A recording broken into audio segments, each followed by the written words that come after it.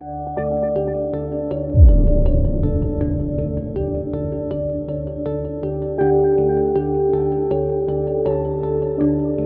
skill we're about to learn is one of the most unnoticed but profoundly important skills of crucial confrontations. Most people, when watching others confront problems, don't even notice that one of the big differences between those who are best and the rest of us at crucial confrontations confront different problems. They raise different topics. We noticed this as we were conducting our original research. We spent 10,000 hours watching people who were gifted at crucial confrontations. And we noticed they tended to zero in precisely on exactly the right thing to discuss. One of these experiences was in a meeting that was just a swirl of activity and discussion. At one point, I watched the individual I was observing stop the whole discussion and say, you know what? I think there are 3 different issues that we're discussing here. And this, I believe, is the most important one. It organized the entire conversation. Everybody immediately agreed. But that capacity, the ability to unbundle this complex set of issues and pick precisely the right one to discuss, is essential. These people that we studied had a way of unbundling using a little acronym that we'd like to share with you. CPR, content, pattern, and relationship. There are 3 qualitatively different kinds of issues that you can confront. The first is content. This has to do with the immediate problem. And here's the mistake most of us make. We tend to deal with the immediate pain or issue at hand at the expense of perhaps the more important one. I watched a mother in Puerto Rico at a swimming pool at a hotel I was staying at a few months back who did exactly this. She's sitting there with her little 4-year-old boy playing at the pool, and after a couple of minutes says, "Let's go." He says, "No." She packs up her bags and starts to walk away. And she says, "Come on, come on, come on." And he says, "No."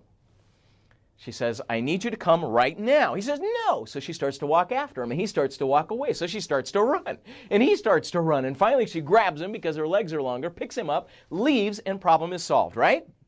Wrong. The problem here is that she confronted the immediate pain, the fact that she wanted to leave, the fact that he wasn't complying. But what was the real issue here? It was not content. It was something deeper. It was obedience. The next time she tries to get him to leave, is he going to? Absolutely not. He just learned that she is responsible because she didn't confront the right problem. The second kind of problem you need to be able to confront is a pattern problem. This is entirely different than content. It's not about the single instance of concern. It's about a pattern of concern, a pattern of behavior. A manager I worked with a while back had to have a crucial confrontation with her boss. Why? She said her complaints were, now listen, are these content or pattern? The complaints were that he cuts me off in meetings. And sometimes when I make a comment, he snorts. He'll make this sound. She says it's insulting. She said the last meeting I went to, we had organized the agenda in advance, but when I got there, everything had been moved to the bottom that was on my list. So what's the right issue to confront if you were her? She was ready to go in and say, "I'd really like for you not to cut me off in meetings. Please don't cut me off." That's content. Or it could be pattern if it's a habit, a pattern of behavior, a pattern of problems. Now, quick tip for you. When you go in to hold a pattern confrontation, the other person 9 times out of 10 will try to drag you back to guess what?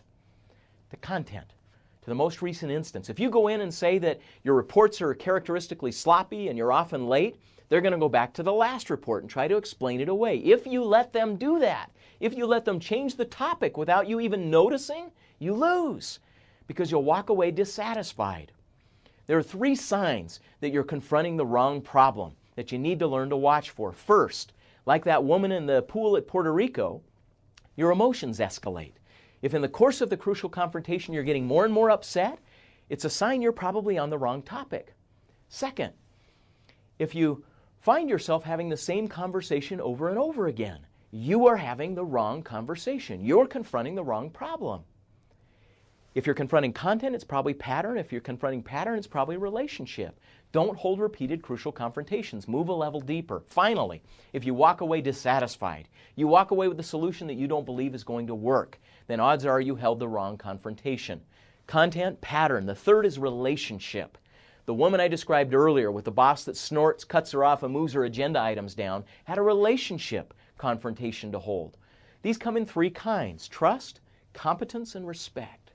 I don't trust you anymore. I don't think you're competent. Notice that's a different thing to confront than you've made mistakes in the last 3 reports. And finally, respect. I don't think you respect me. That's the crucial confrontation she needed to address. And you know what? If she would have gone in and confronted problems with cutting off and moving agenda items, she would have walked away feeling entirely dissatisfied. Learn this skill. Learn to unbundle. Learn to step back from the crucial confrontation and tease apart the content, pattern, and relationship concerns. And then select the right one by asking, what do you really want? What do I really want? That prioritizes all the issues and helps you know the right one to confront. Learn this skill, apply it, and it'll make a profound difference in your capacity to hold crucial confrontations.